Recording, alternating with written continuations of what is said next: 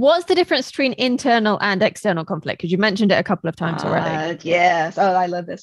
External, like in a nutshell, external conflict are the things that make the problem physically harder for your character to achieve their goal.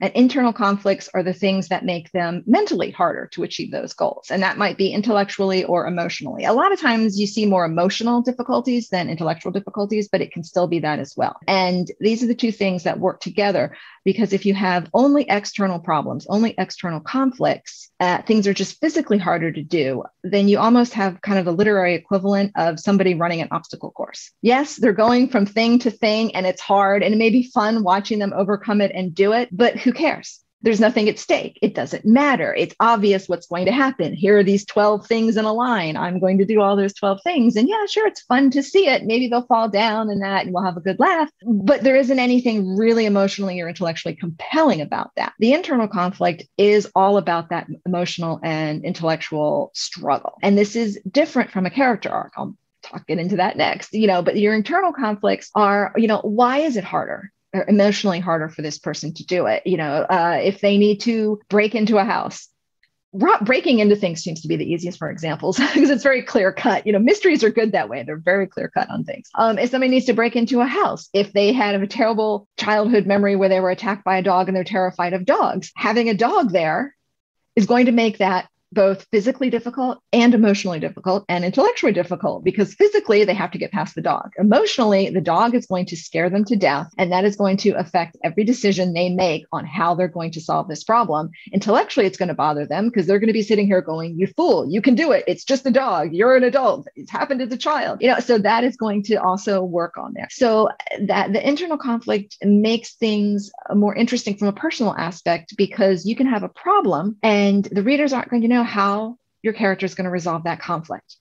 Are they going to approach it from a physical, we need to get past this, we need to solve this problem? Is it emotionally going to affect them? So they're going to make strange decisions. Maybe they make bad decisions because it hits all of their hot buttons. Is it something that's going to make them turn and run because it really taps into their deepest fears and their deepest wounds? Is it an intellectual puzzle where they know physically how they have to get around it, but they have to figure out, how that's going to come to pass, and it's more of a puzzle? So when you're weaving those different conflicts together, it makes it more unpredictable for the reader, because you never know exactly how something's going to unfold. And it's more fun as the writer. Your internal conflicts are going to be there even if you have external conflicts. You can totally have internal conflicts all the time. They're like the two sides of the same coin. How that differs from the character arc is the internal conflicts are the things that are driving your character arc, because it's the character arc stems from that flaw, that wound, whatever it is, whatever the baggage the character has that they have to overcome. And that baggage is going to cause those internal, or many of those internal conflicts, not all of them, because sometimes you're going to have internal conflicts that have absolutely nothing to do with whatever your backstory and your baggage is. That's just normal. But the character arc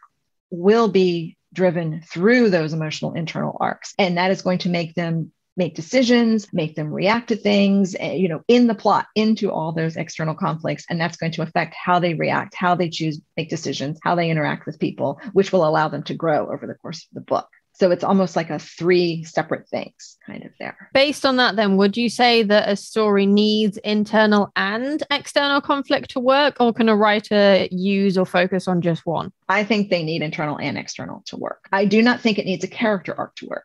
And that's the difference. And that's where a lot of people get messed up, because they associate internal conflict with a character arc, they're 2 different things. Internal conflicts are part of a character arc, but they are separate from a character arc. Because this is the obstacle course example again. If you have no internal conflict, it's an obstacle course. So the internal conflict is what makes your readers care, what makes your characters feel more human, more relatable, that causes a lot more interest and helps you write your internalization in that, because that's where a lot of times your internalization is where all that internal conflict and those internal thoughts are coming from. But you do not need a character arc in every book. Not every character needs to grow. And a lot of times people, if they're struggling, especially if they think internal conflict means a character arc, you'll have something like, a political thriller or, like a straight up procedural mystery or something. And they feel like the character has to have this big emotional character arc, and they force it into a plot, into a genre that doesn't need it. I mean, Jack Reacher never grows. James Bond never grows. They may have plenty of internal conflicts, but they're not growing as a character because that's not the point of the book.